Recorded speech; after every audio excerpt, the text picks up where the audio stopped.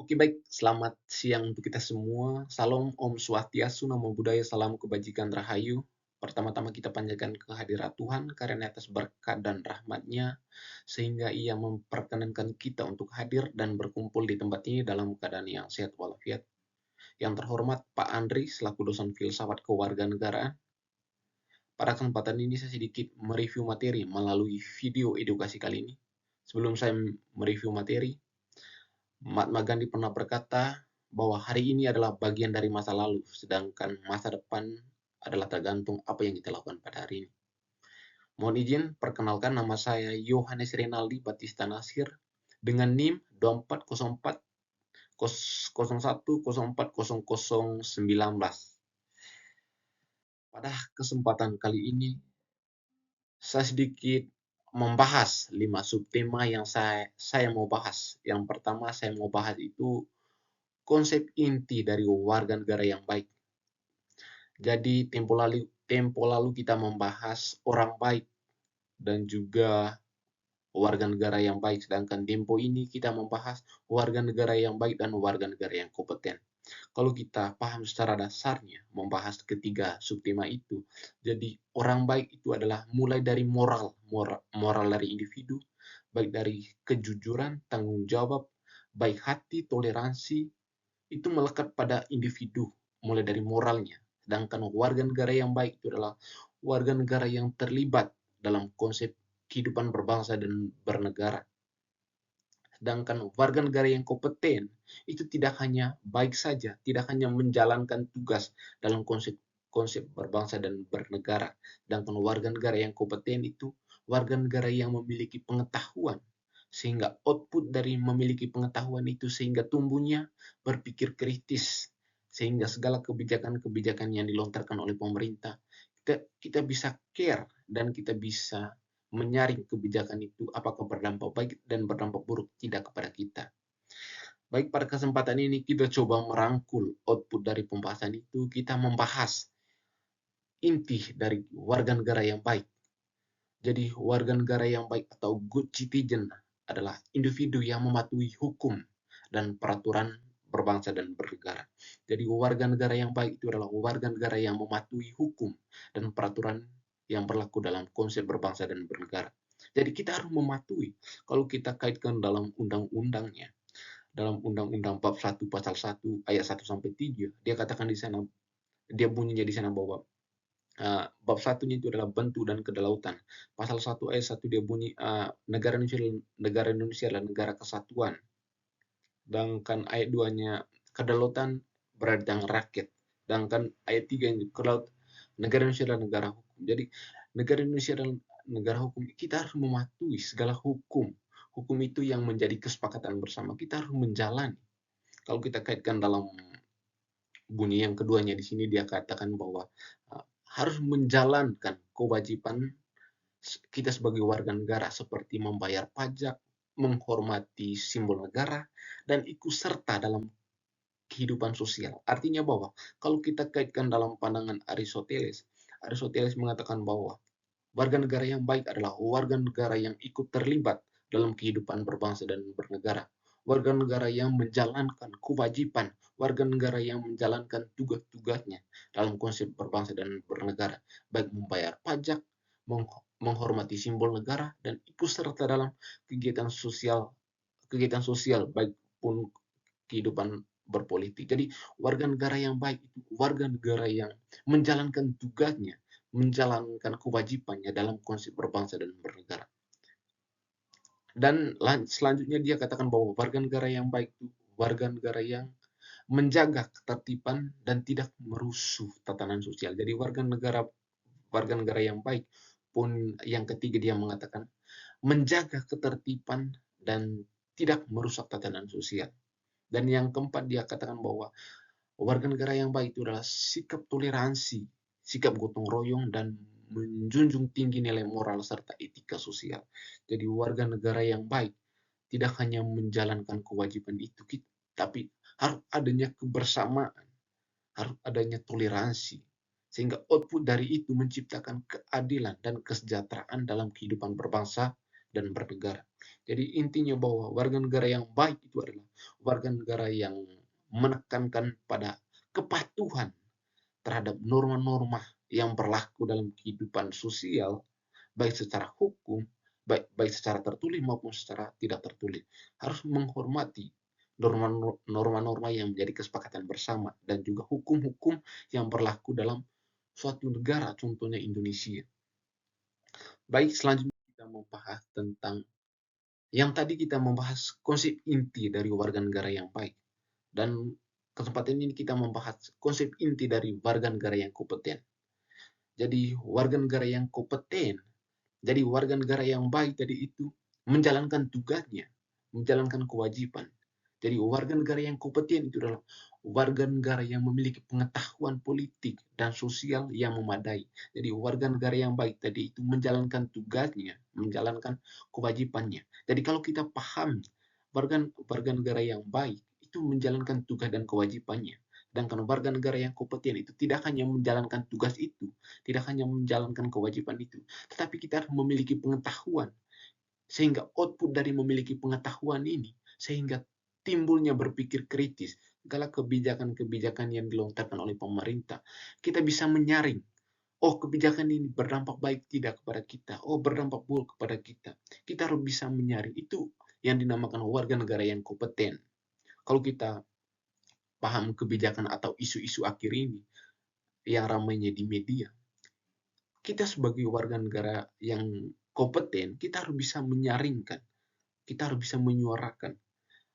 Kalau betul-betul ada kontranya kepada masyarakat, karena pada dasarnya Indonesia itu adalah negara yang berdemokrasi. Artinya bahwa demokrasi itu adalah demo dan kratos. Demo dan kratos ini artinya kekuatan itu berada di tangan rakyat. Jadi segala kebijakan-kebijakan yang dilontarkan oleh pemerintah yang betul-betul ada kontranya kepada masyarakat sendiri, kita harus bisa menyuarakan. Sehingga output dari itu menjadi kesepakatan bersama sehingga bisa menjadi tatanan sosial yang baik, tatanan sosial yang bisa membawa segala impian-impian yang menjadi apa yang outputnya bisa membawakan negaranya ke depannya. Jadi poin-poin intinya yang ditekankan menjadi warga negara yang kompeten di sini. Yang pertama dia katakan harus memiliki pengetahuan politik dan sosial yang memadai.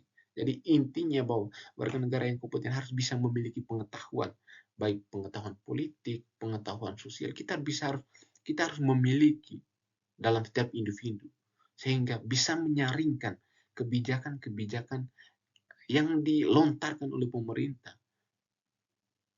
Yang kedua dia katakan poinnya itu harus bisa berpikir kritis terhadap kebijakan-kebijakan publik dan situasi sosial politik. Nah, dia katakan yang pertamanya memiliki pengetahuan, sehingga output dari memiliki pengetahuan ini, kita bisa mampu berpikir kritis segala kebijakan-kebijakan itu. Dan yang ketiga dia katakan harus aktif terlibat dalam proses demokrasi, seperti menyampaikan pendapat, ikut pemilu dan pertimbangan rasional, serta menjadi bagian dari gerakan sipil atau advokasi. Jadi ketiga poin ini dia katakan pada dasarnya harus bisa memiliki pengetahuan, sehingga output dari memiliki pengetahuan kita bisa berpikir kritis. Output dari berpikir kritis ini kita bisa menyampaikan pendapat, menyampaikan suara, ikut serta dalam tatanan sosial segala kebijakan-kebijakan itu, sehingga kita bisa menyuarakan pendapat kita antara hak-hak dan kewajiban kita. Jadi intinya bahwa warga negara yang kompeten itu adalah warga negara yang bukan hanya taat, tetapi juga bisa daya berpikir kritis, berpartisipasi dalam kehidupan sosial, dan terlibat aktif di dalam proses demokrasi. Jadi itu intinya dari warga negara yang kompeten. Sekarang tema yang ketiga yang kita mau bahas itu tentang perbedaan warga negara yang baik dan juga warga negara yang kompeten. Kita sudah membahas tadi antara warga negara yang baik dan warga negara yang kompeten. Jadi kita bisa menyaringkan output dari jawaban itu. Jadi warga negara yang baik tadi, itu kita harus menjalankan kewajiban kita, menjalankan hak-hak kita sebagai warga negara yang baik. Sedangkan warga negara yang kompeten tidak hanya menjalankan kewajiban itu, tidak hanya menjalankan tugas itu di dalam konsep berbangsa dan bernegara. Jadi warga negara yang kompeten, kita harus bisa memiliki pengetahuan. Sehingga output dari memiliki pengetahuan, kita bisa berpikir kritis. Output dari berpikir kritis ini, kita bisa menyuarakan pendapat, menyuarakan suara atas kebijakan-kebijakan yang dilontarkan oleh pemerintah. Kita bisa menyaringkan, ada berdampak buruknya tidak kepada kita, ada berdampak baiknya kepada kita. Jadi poin-poin yang ditekankan di sana, poin pertama yang di sini adanya kontribusi. Jadi kontribusi dari warga negara yang baik. Yang pertama itu menjaga stabilitas sosial, menjalankan kewajiban-kewajiban rutin seperti membayar pajak, tertib lalu lintas. Jadi itu warga negara yang baik tadi. Kita harus bisa mematuhi yang menjadi kesepakatan bersama. Misalnya tadi membayar pajak, menghormati simbol-simbol negara, menjalankan tata tertib dalam lalu lintas, itu menjadi warga negara yang baik. Sedangkan warga negara yang kompeten dalam hal kontribusinya itu harus menjaga kualitas demokrasi, mendorong transparansi, dan aktif dalam pengambilan keputusan. Jadi itu warga negara yang kompeten, memiliki pengetahuan, sehingga output dari memiliki pengetahuan, menjaga kualitas dalam demokrasi, mendorong transparansi, dan aktif dalam pengambilan keputusan segala kebijakan-kebijakan itu. Dan yang poin yang kecilnya, pertanyaannya mengapa warga negara yang baik tidak cukup dalam iklim demokrasi seperti Indonesia. Jadi kita paham secara dasarnya tadi bahwa demokrasi itu berasal dari kata demos dan kratos. Demo dan kratos artinya itu dari kekuatan berada di tangan rakyat, sehingga segala kebijakan-kebijakan, jadi tujuannya kebijakan yang menjadi kesepakatan bersama, tujuannya itu adalah kepada warga negara. Kalau kita uh, perincikan hasil dari hukum, jadi di mana ada masyarakat, di mana ada warga negara, di situ ada hukum, di situ ada norma, itu pada intinya. Jadi nah, pertanyaan mengapa warga negara baik tidak cukup dalam demokrasi Indonesia? Karena apa? Karena demokrasi menuntut, jadi demokrasi itu menuntut partisipasi aktif kita, pengawasan terhadap kekuasaan, serta mampu berpikir kritis. Jika warga negaranya patuh dan bisa berpikir kritis, jadi demokrasi itu bisa berdampak baik kepada kita. Jadi demokrasi bisa memandang atau jika disalahgunakan itu berdampak buruk pada kita. Itu pada intinya. Dan pertanyaan yang berikutnya itu kontribusi dan partisipasi warga negara kompeten dalam negara republik. Yang pertamanya itu dia tekankan dalam hal kontribusi warga negara yang kompeten itu. Yang pertama itu menjadi bagian dari masyarakat sipil yang aktif. Jadi kita sebagai warga negara yang baik dan warga negara yang kompeten. Jadi tekannya di sini adalah warga negara yang kompeten.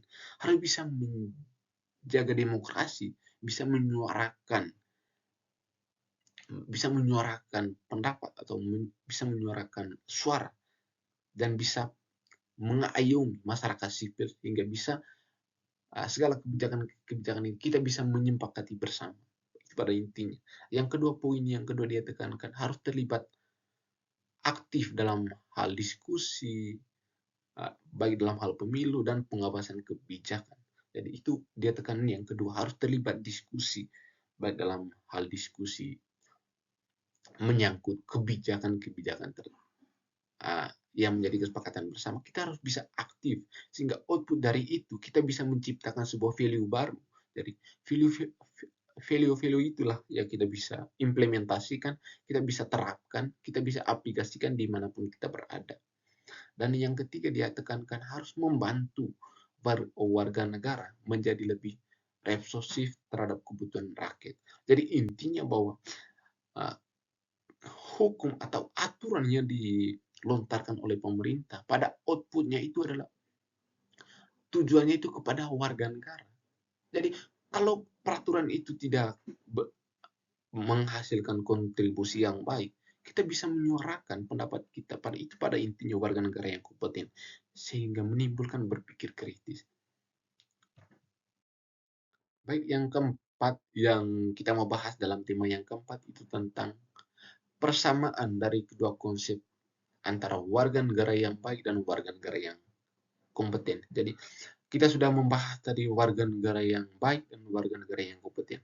Dari pertanyaannya ini dia tekankan bagaimana persamaan dari kedua konsep tersebut. Dari persamaannya tadi, jadi kedua konsep ini sebenarnya tidak boleh terlepas. Karena apa? Karena kalau kita menyaring secara dasarnya, kalau kita hanya memiliki warga negara yang baik, tidak memiliki warga negara kompeten, berarti segala kebijakan-kebijakan yang dilontarkan oleh pemerintah, kita iakan saja tanpa kita bisa menyaring segala kebijakan itu. Apakah kebijakan itu berdampak baik tidak kepada kita, berdampak buruk kepada kita. Itu pada intinya. Kita balik. Kalau betul-betul hanya membutuhkan warga negara yang kompeten, kita mempertanyakan kalau betul-betul warga negara yang kompeten. Kalau hanya menjadi warga negara kompeten, tidak hanya berpikir kritis, tapi kita tidak berpartisipasi dalam menjalankan hak dan kewajiban kita. Jadi itu menimbulkan kontra. Jadi intinya uraian persamanya di sini harus jalan barengan antara warga negara yang baik dan juga warga negara yang kompeten. Sehingga output dari itu apa? Jadi warga negara yang kompeten tadi harus menjalankan kewajiban-kewajiban itu, menjalankan hak-hak itu, harus menghormati simbol-simbol negara, membayar pajak, mematuhi lalu lintas, itu warga negara yang baik, menjalankan kewajiban itu. Sedangkan warga negara yang kompeten, harus kita bisa berpikir kritis.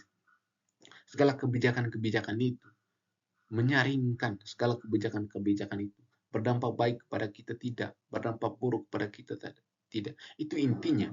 Jadi poin-poin yang ditekankan di sini, yang pertama dia menekankan pentingnya peran individu dalam kehidupan berbangsa dan bernegara. Itu poin pertamanya, kesamaan dari kedua konsep ini tadi antara warga negara yang baik dan warga negara yang kompeten. Pentingnya berperan, penting dari individu dalam konsep berbangsa dan bernegara. Dan yang kedua ditekankannya itu mendukung terciptanya masyarakat yang adil, tentram, dan sejahtera. Jadi poin yang kedua dia tekankan antara persamaan konsep warga negara yang baik dan warga negara yang kompeten itu sama-sama mendukung terciptanya masyarakat yang tertib, adil, dan sejahtera. Dan yang ketiga, poin yang ketiga dia tekankan harus mengakui bahwa warga negara itu mempunyai hak dan tanggung jawab terhadap negaranya. Jadi itu poin yang ketiga dia tekankan antara persamaan antara warga negara yang baik dan warga negara yang kompeten. Harus mengakui kita sebagai individu, kita sebagai warga negara, kita harus bisa mengakui bahwa warga negara itu mempunyai hak dan tanggung jawabnya dalam kehidupan berbangsa dan bernegara, dalam kehidupan sosial politik. Kita harus bisa mengakui kita mempunyai hak dan kewajiban, mempunyai tanggung jawab. Kita harus mengakui itu. Itu poin yang keempat yang kita mau. Jadi poin atau tema yang kelima yang kita mau bahas itu yaitu bagaimana komentar kritis. Komentar kritis menurut saya tentang warga negara yang baik dan warga negara yang kompeten itu. Jadi komentar kritis saya. Jadi intinya bahwa kita membahas tentang warga negara, kita membahas tentang bagaimana partisipasi kita dalam konsep berbangsa dan bernegara. Berpikir kritis saya yang pertama itu kita tidak boleh menggunakan kata rakyat karena bahasa rakyat itu adalah syarat. Rakyat itu adalah syarat untuk membentuk negara. Jadi kalau kita membahas tentang bagaimana partisipasi kita dalam konsep berbangsa dan bernegara, kita tidak boleh menggunakan kata rakyat karena rakyat itu adalah syarat untuk membentuk negara. Kalau kita membahas dalam komentar kritis mengenai warga negara yang kompeten dan warga negara yang baik, jadi berpikir kritis saya itu kita tidak hanya menjalankan tugasnya saja, kita tidak menjalankan kewajibannya saja, dan juga kita tidak hanya berpikir kritis. Yang pertama yang kita mau kritis, yang pertama itu harus mulai dari individunya, mulai dari moralnya. Karena moral itulah yang menjadi fondasi dasar, yang menjadi radikal dasarnya, sehingga terciptanya keadilan dan kesejahteraan. Sehingga output dari itu kita bisa mengimplementasikan dalam kehidupan sehari-hari kita, sehingga tumbuhnya warga negara yang baik dan warga negara yang kompeten. Jadi poin yang mau tekankan di sana, berpikir kritis. Jadi warga negara yang baik dan juga warga negara yang kompeten menunjukkan bahwa menjadi warga negara yang baik saja tidak cukup dan dalam hal konteks demokrasi. Jadi itu intinya. Jadi ditekankan di sini, jadi warga negara yang baik tidak cukup, tapi kita harus bisa menjadi warga negara yang kompeten. Karena kalau kita kembalikan dalam kehidupan sehari-hari kita, kalau kita hanya menjalankan kewajiban kita, baik menjawab, baik menjaga simbol-simbol negara, sudah itu mematuhi lalu lintas, sudah itu membayar pajak. Kalau kita hanya menjalankan itu, kalau kita tidak menjadi warga negara yang kompeten mengenai isu-isu dan demo-demo kemarin, berarti kita mengiya-iakan saja segala kebijakan-kebijakan itu. Jadi kesimpulan dari saya mengenai kebijakan-kebijakan yang sering didemonstrasi oleh mahasiswa maupun masyarakat sipil, bagi kita warga negara Indonesia itu adalah warga negara yang baik dan juga warga negara yang kompeten. Karena apa? Warga negara yang kompeten tadi tidak hanya berpartisipasi saja dalam konsep berbangsa dan bernegara, tapi kita harus memiliki pengetahuan. Output dari memiliki pengetahuan tadi, kita bisa menyaring kebijakan itu berdampak baik tidak kepada kita. Kalau betul-betul berdampak baik, kita iya. Kalau berdampak buruk, kita menyaringkan. Sehingga output dari itu kita bisa menyuarakan pendapat dan menyuarakan suara. Mungkin itu yang bisa saya sampaikan. Saya Naldi, saya pamit undur diri. Salam Pancasila.